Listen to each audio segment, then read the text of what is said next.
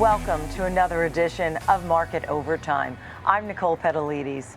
In today's digital world, cybersecurity plays an integral part in daily operations for nearly every industry.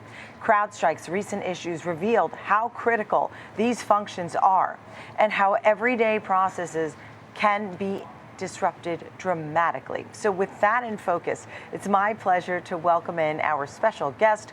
Robert Herjavec is with us, CEO at Cyderes. Robert, thank you for being with us here on Market Overtime. It's good to see you. I guess we can begin with Crowdstrike because it disrupted the entire world. It may in fact be the largest IT outage ever. And it was airlines and transportation and hospitals and 911 and banks and so on and so forth. And it just shows some systemic risk. What did you think of that? What happened? Well, thanks for having me, Nicole. You know, CrowdStrike was founded by a friend of mine, George Kurtz, many years ago. And I think, as you said so well, it was really an IT outage. It was an upgrade. It wasn't a cybersecurity breach. But what it did show us was how connected the world has become.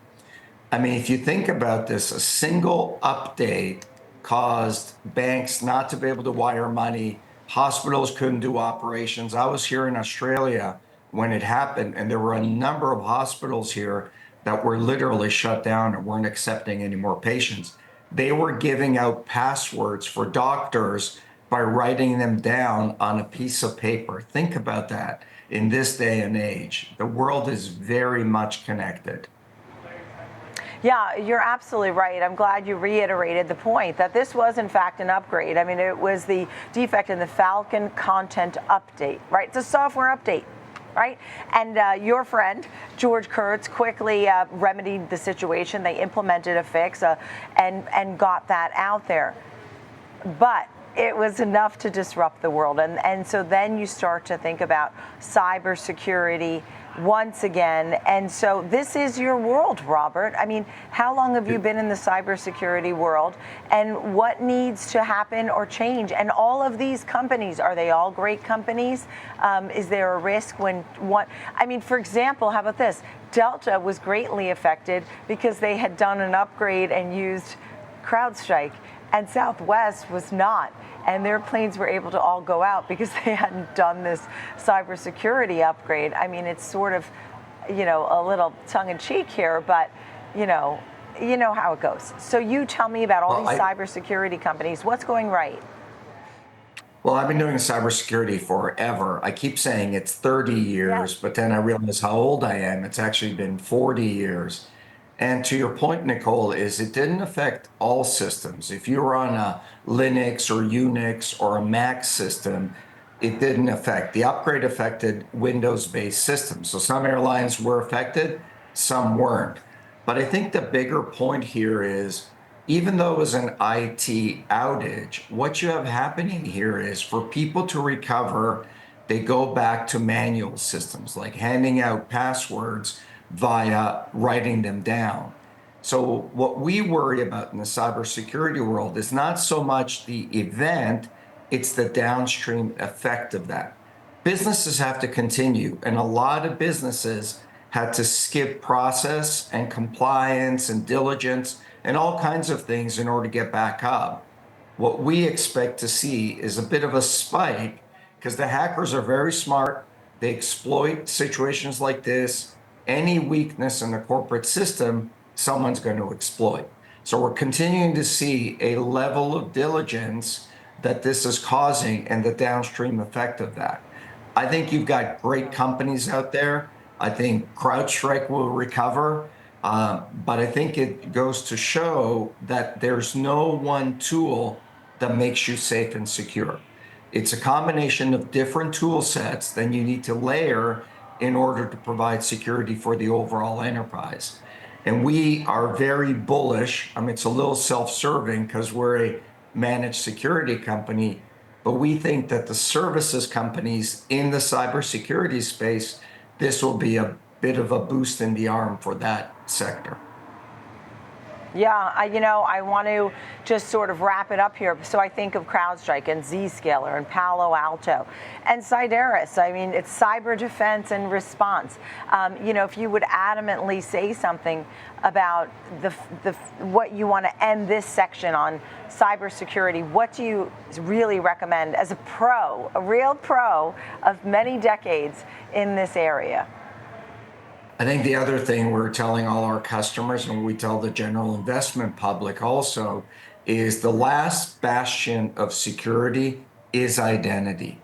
In the 90s and 2000s, and not that long ago, security was all about perimeter defense and firewalls and Zscaler and Palo Alto. And while those are still strong technologies, we are very bullish about the future of identity.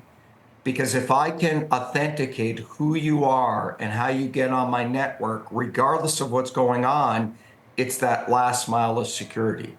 So we really like companies like CyberArk, Privileged Access. We really like companies as SailPoint.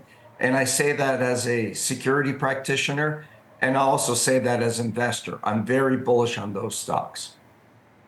Yeah, and you actually have a partnership with SailPoint too, right? And other great partnerships, Google and Microsoft and Splunk and the like.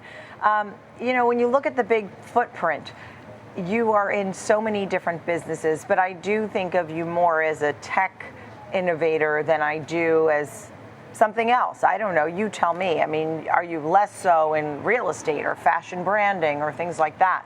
Or are you everything, Robert?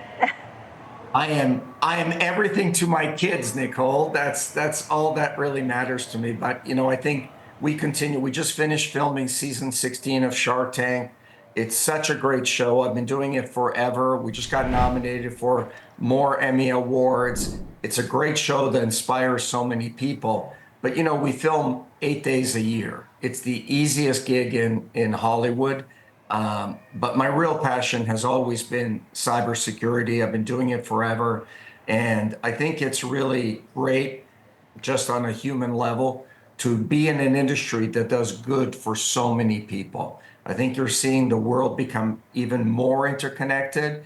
And I think companies like ours and so many other great vendors in that space are just trying to help. And I think deep down, we all think we're Batman battling the evil empire. And so, it's a fantastic gig, and it is a family-friendly show. I've watched it with my boys, and it's a real gift to folks to have your knowledge, but also something that gives financial literacy. It's something you can watch with all generations. It's wonderful. I couldn't agree more. 16 seasons, getting more Emmy nominations. How about the team there? Is everybody still intact, with Draymond and Mark and Kevin and Lori? Barbara has been on with us as well. Does this seem like the team is set? Is that nobody's trying to defect out or anything after the end of this, are they? Or is it you? Well, I think it's common knowledge now that this is Mark's last season, and it's we've all been together for a really long time. We're a very close, dysfunctional but loving family. Let me say that, and I think we've all become great friends. And I think one of the great pleasures of doing the show is I personally get to learn from Damon and Kevin and Mark and Lori and Barbara. And while we're going to miss Mark, I think that the format continues to go on. And obviously, Mark is doing amazing things and has been such a big fan of the show and so good for us. And, we really wish him well, and it's going to be a great season. I love how you guys nudge one another. When does that begin and end? I mean, if you're taping this for 8 days, is it the minute you sit down? Are you like brothers and sisters at the table, or is it when the cameras go on? Oh my gosh, Nicole, it's so funny that literally the minute we sit down, we're going we're like boom, and it's like on, and it's like we're arguing and we're making fun of each other. And then we're all having lunch together and having fun and enjoying each other's company. Sure. But that's the beauty of the show is you have 6 people who are all self-made in different industries and love the sport of business. And to your point, Yeah. I like to think we taught America so much about the language of business, because to be successful in business, you've got to speak business. So with this, Robert, how many companies do you invest in at a time on Shark Tank, and how many do you, I mean, you'll hope they all succeed. How many do you expect to succeed and pay you back money? Well, Nicole, I expect every one of them to succeed, and I don't want them to just pay back my money. I want to make a great return on my money. I mean, that is the whole basis of investment, as you know, and all your viewers know. You want to put a dollar to work and you want to get more than a dollar back. Kevin has this great line that his money is like soldiers. He sends them out into battle and he wants them to come back even stronger. So we expect all of them to do well. And sometimes they need money, sometimes they need guidance, and sometimes they just need a shoulder to cry on. Yeah, understood. I mean, I've seen you in television commercials. Are you a spokesperson as well for one or two or three companies? I mean, how often do you do that part of your life? It's so funny because we've all done these commercials for different things. And if you would have asked me 16 years ago that this show would lead to us becoming mini celebrities and doing commercials, I don't think any of us would have predicted that. But it just goes to show you the appetite that people have for business. And I think in this economy and with what's going on in the world, people want the ability to control their own destiny. And starting a business is all about that, the good and the bad. And Shark Tank Yeah. shows you how to do that. Yeah, absolutely. And I want to get to your investment philosophies and everything, but I do think about how Maria Sharapova is. I've watched it myself. I've seen Maria Sharapova on there. I've seen Alex Rodriguez on there, and it's so interesting as these athletes sort of turn into their own, spokespeople, and we're seeing it now. Caitlin Clark and the other female basketball player is like a model for high fashion. Everybody in the Paris Olympics. It's just, is it endless? How many opportunities are out there? You have to make them, create them. How do you make the opportunities happen in these kinds of instances? I think the world has recognized that every platform, whether it's sports, whether it's social media, can be monetized to create a business. And we have become a magnet for so many people. I mean, we've had Kevin Hart and Alex Rodriguez on there. And we've had people from all walks of life, celebrities, sports heroes. And what we're seeing is business is the ultimate sport. It doesn't matter what field you come from, whatever your platform is, the next level is doing business and trying to monetize that. So let's try and get through some ideas. I'd love to pick your brain. Do you have an investment philosophy? Do you have a way to be safe? Do you protect the principal? Do you love to go rogue and take a lot of risk in something in particular generally? What's your investment philosophy? How do you shape a portfolio? Yeah, I think my strategy was well crafted from two things. One is my immigrant background, where I had no money, and the other one was my friendship with Charles Munger. I was very fortunate to get to know him. It's a long circuitous story, but I used to have lunch with him, and during COVID, had Zoom calls with him. And he had a great saying that I'm sure your viewers have heard before: is rule number one of investing is don't lose your capital.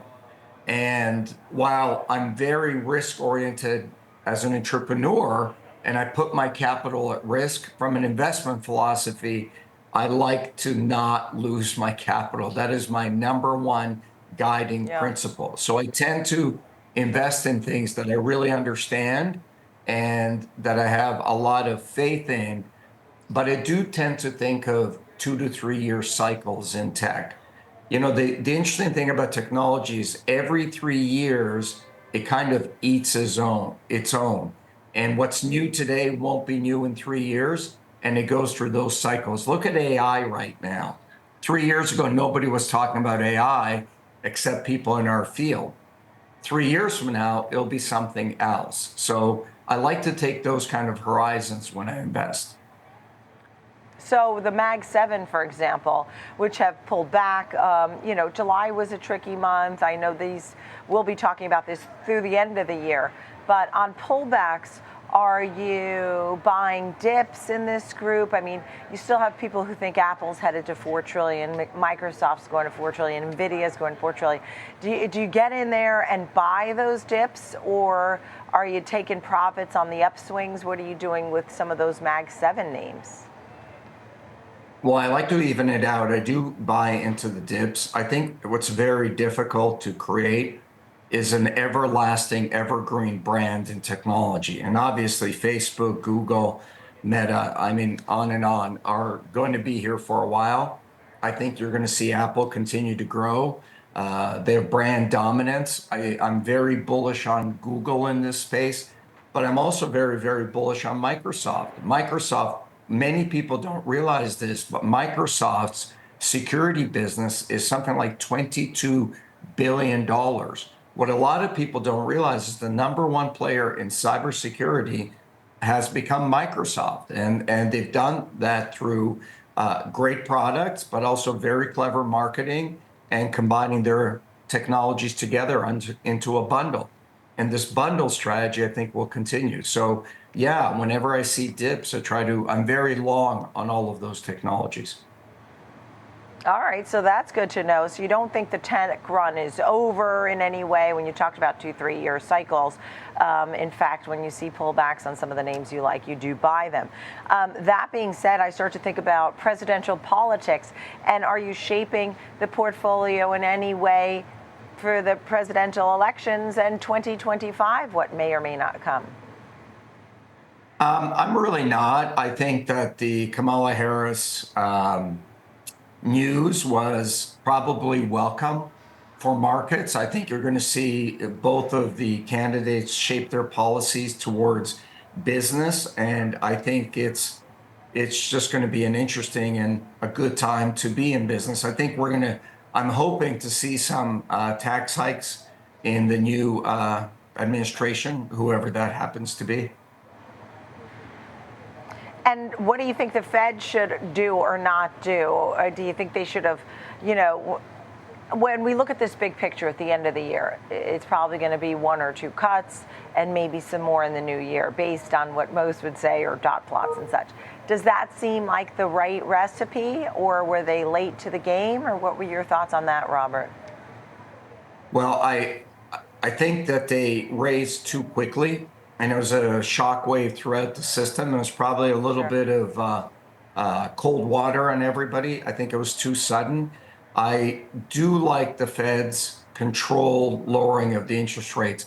I worry about the debt levels in the United States. I look at the credit card debt, it's an all-time high. But on top of the credit card debt, we're also seeing issues, for example, in Florida with insurance. So I think home ownership in many states is becoming unaffordable and continues to be a burden for people. And if you don't have a locked-in mortgage, I think it's going to be challenging. I do see the rates coming down, maybe 1 or 2 cuts this year, but I also think that we have this warning out there, this yellow-red cloud of consumer debt. I'm not sure what's going to happen with that. We're being very cautious about that. Yeah, and it's interesting you talked about Florida in particular, right? But it really it applies to the entire United States of America. Sure, you get the mortgage. Can you get the mortgage? Can you afford it? Coupled with, in Florida in particular, rising insurance rates. So it's not just not only paying that lofty price for the home, but then you have to also be able to pay for that insurance. That being said, I think about when you talked about U.S. debt levels and some of the worries that you have. And my mind went to crypto and Bitcoin and, people thinking about that we need to get ahead of China on Bitcoin. And it looks like the Trump administration is really pushing that. He said, you never sell your Bitcoin. Leaving politics aside, I would rather do that. Your thoughts on Bitcoin, Ethereum, ETFs were just approved. There are different mechanisms. So, they are not one and the same folks, and Robert knows that. Tell me your thoughts on these types of crypto digital assets. Yeah, I think, as we all know now, blockchain and Bitcoin isn't going anywhere. I think we're going to see approval levels. I think there needs to be compliance and regulation. I still think we're a couple of years away from really getting that to be standardized. And I think you're going to continue to see a bit of a shakeout in that industry, but it's not going anywhere. I like where America is in a controlled way with it. And I do think if I do think the Trump administration is very bullish on it. And if they get in, we're going to see an acceleration. But we definitely need regulation and compliance around that space. Do you dabble in that? Is that part of your investment theory? Have you been trying, sometimes you say, I put something in, I'm willing to lose it. Have you been playing in this at all, whether it's Bitcoin or Solana or Coinbase or Ethereum? I haven't, but it's only not as an investor, just philosophically as a cybersecurity guy. Bitcoin is the currency of hackers, and so just on not a moral, but just on a philosophical level, it's not something I invest in. Again, I'm not making that judgment based as an investor. I'm just making it on a philosophical level for myself. Yeah. I think about our place in the world, and we try and make the world a better place. We have competitive sort of landscape against China and what's been going on with all the semiconductor chips and the back and forth. I mean, what do you think about the U.S. versus China, and where do we stand in the pecking order in the global footprint? Was it Warren Buffett that said never bet against America? And, speaking of Shark Tank, I've done the Canadian version of Shark Tank. I've done the Australian version of Shark Tank. I've done the American version of Shark Tank. And I will tell you that Americans are the most competitive nation in the world. And nobody gets knocked down and rises as quickly as America. It is still the greatest country in the world to do business. It is the greatest country in the world that believes in itself. And we have this incredible optimism about the future. I think right now there's a lot of competition. I think China's coming on strong. We've got a lot of conflict, but I am very bullish about our ability to invent and, more importantly, reinvent America. And I'm just very bullish on it. I think that the election is going to be good for America. And I think a lot of good stuff is going to happen next year. Yeah, quoting Warren Buffett, of course, the great Warren Buffett. And, that stock's been hitting new highs. You mentioned Charlie Munger, may he rest in peace, your friend, who was a great leader there as well. And I just would love to leave it on some final notes for folks for anything else that might be super interesting to you, or maybe you're getting excited. Is it full self-driving? I mean, what else are you super excited about when you see how things are developing? And of course, you want to make some money. What else are you watching? It's such an exciting time to be alive. The pace of technology is at an all-time high. I just read a stat that every 3 months, we create more data than the last 30 years. The world is moving so quickly, and there's so much opportunity in that speed. It's one of the greatest times in history to start a business. I think the power of social media, the power of branding, the power of cloud computing is just so interesting to me. And my gosh, if I was young, I would be investing in all of those things. And if I was my age, I would definitely be investing in technology. It continues to change the world.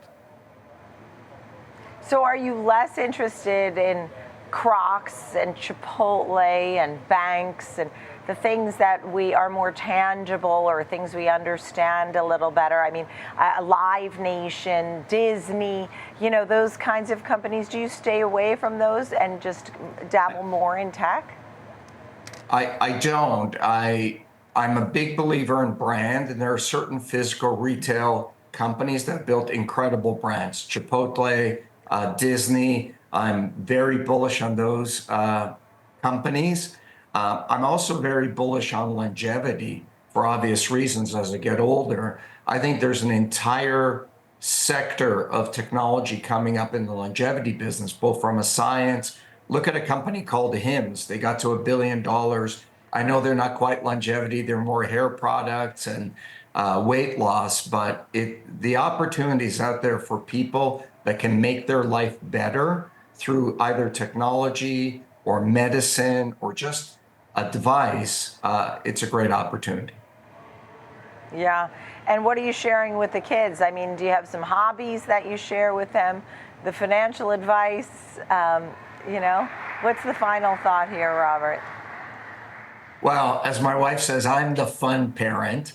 So I share a lot of joy and excitement with the kids. And I think it's one of the things that definitely keeps me young. But we're trying to teach them about business. We're trying to teach them about responsibility. We had the cutest day. My son and I went to his school and had a Shark Tank day for 6-year-olds, and they all had to invent a product to pitch me. And I wore my jacket, and my son came with me, and he wore his jacket.